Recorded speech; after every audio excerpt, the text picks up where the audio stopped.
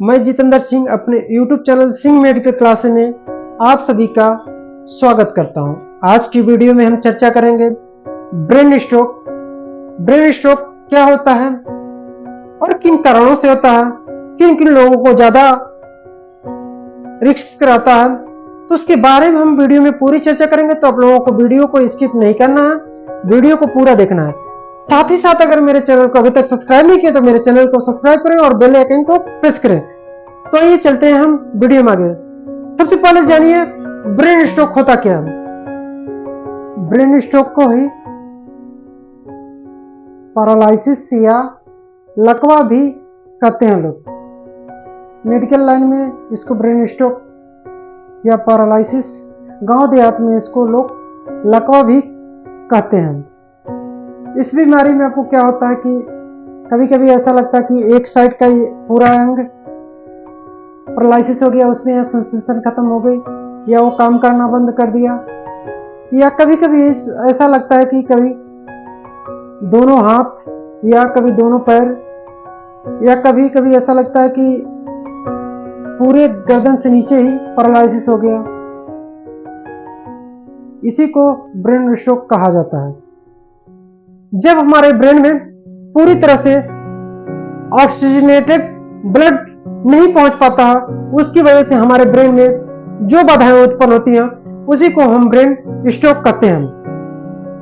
Brain stroke दो तरह से हो सकते हैं। एक तो एक्सीडेंटल ब्रेन हेमरेज की वजह से ब्रेन स्ट्रोक होता है और एक डिजीज के वजह से ब्रेन स्ट्रोक होता है। जैसे खास करके हाई ब्लड प्रेशर बीमारी सबको सुनने को आता है, सब में सुनने को आता है, किसी न किसी को ब्लड प्रेशर की बीमारी होती रहती है, तो उसकी वजह से भी ब्रेन स्ट्रोक हो सकता है। और डायबिटीज या मधुमेह या जिनको कार्डियक डिजीज है उनको भी ब्रेन स्ट्रोक होने के ज्यादा चांसेस रहते हैं। और दूसरा हो गया एक्सीडेंटल मेडिकल ब्रेन स्ट्रोक। इस स्थिति में क्या होता है, कहीं एक्सीडेंट हो गया, उसकी वजह से जो हमारे ब्रेन में चोट लगती है जिससे कि ब्रेन हेमरेज तक हो जाते हैं, उस अवस्था में हमारे ब्रेन में काफी रक्तस्राव होता है या काफी ब्लीडिंग होती है, जिससे कि हमारे ब्रेन में क्लॉट हो जाते हैं। तो उसकी वजह से भी ये रुकावट उत्पन्न हो जाती है, उससे भी ब्रेन स्ट्रोक हो सकता है। अब हम बात करते हैं इसमें लक्षण क्या क्या देखने को मिल सकता है। देखिए ब्रेन स्ट्रोक में होता क्या है, सबसे पहले आपको अगर ब्रेन स्ट्रोक होता तो 3 वजह से हुआ। जैसे अगर चोट लग गई तो उस स्थिति में आप तो किसी को कुछ बोल सकते हैं, ना किसी को बुला सकते हैं। स्थिति में आपको एक्सीडेंट वाली स्थिति में जब आपको कोई देखेगा तभी तो आपको एम्बुलेंस के लिए कॉल करेगा, तभी आपको मेडिकल हॉस्पिटल में ले जाएगा।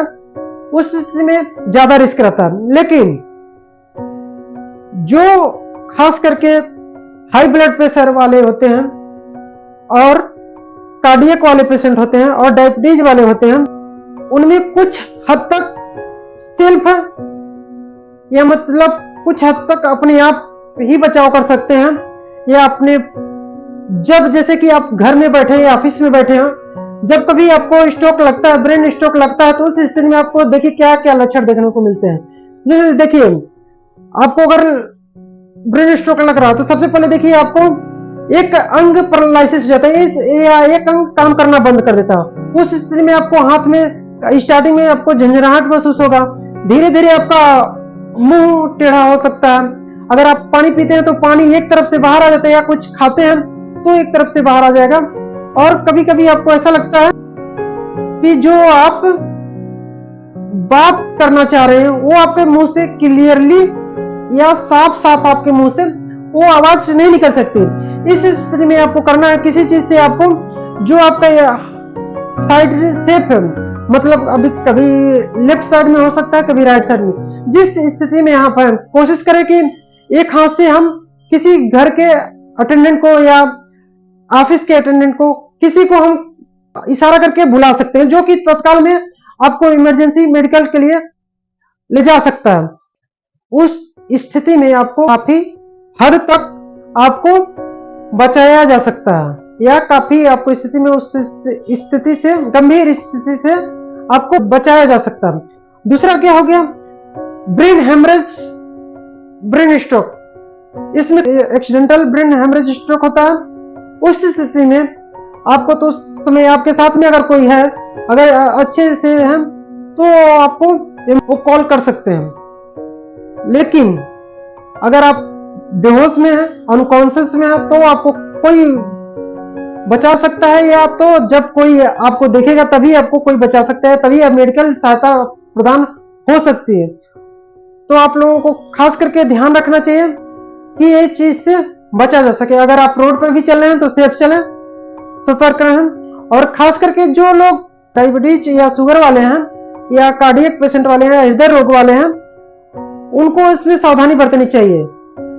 हाई ब्लड प्रेशर को मेंटेन करके रखना चाहिए। हृदय रोग संबंधी वाली बीमारियां की दवाएं रेगुलर लेनी चाहिए।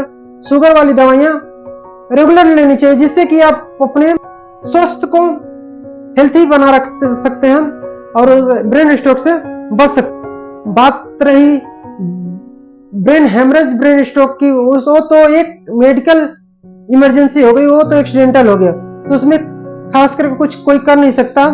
लेकिन फिर भी जब भी कभी आपको ऐसा लगे रोड पे एक्सीडेंट हो गया, तो तुरंत आप उनकी मदद करें ताकि उनको बचाया जा सके। तो हम बात कर रहे हैं बचाव क्या हो सकता है इसमें। खास करके आपको देखिए, अपने हेल्थ संबंधी या जिनको शुगर है वो अपनी दवाई रेगुलर लेते रहें, अपने डॉक्टर से कंसल्ट करते रहें। जिनको हार्ट की है वो हार्ट वाले डॉक्टर से कंसल्ट करते रहें और मेडिसिन लेते रहें। जिनको हाई ब्लड प्रेशर है वो भी अपनी मेडिसिन रेगुलर लेते रहें। और खास करके इसमें हमें सावधानियां बरतनी है। हमें खान पान में भी अपने सुविधाजनक या जो डॉक्टर एडवाइज करते हैं, हमें उसी को खान पान में इस्तेमाल करना चाहिए। जैसे कि देखिए, जो स्मोकिंग करते हैं, धूम्रपान करते हैं, उनको कम से कम करना चाहिए, और जो शराब का सेवन करते हैं उनको भी कम से कम सेवन करना चाहिए, या वो छोड़ दें। इसके लिए यही सही रहेगा कि उनको छोड़ देना चाहिए। और खास करके हमें देखिए, खाने में स्वस्थ भोजन खाना चाहिए, हरी साग सब्जियां खाना चाहिए, और खास करके हमें साबुत अनाज का भी प्रयोग करना चाहिए। तो अगर आप लोगों को वीडियो अच्छी लगी हो तो लाइक करें, शेयर करें, कमेंट करें।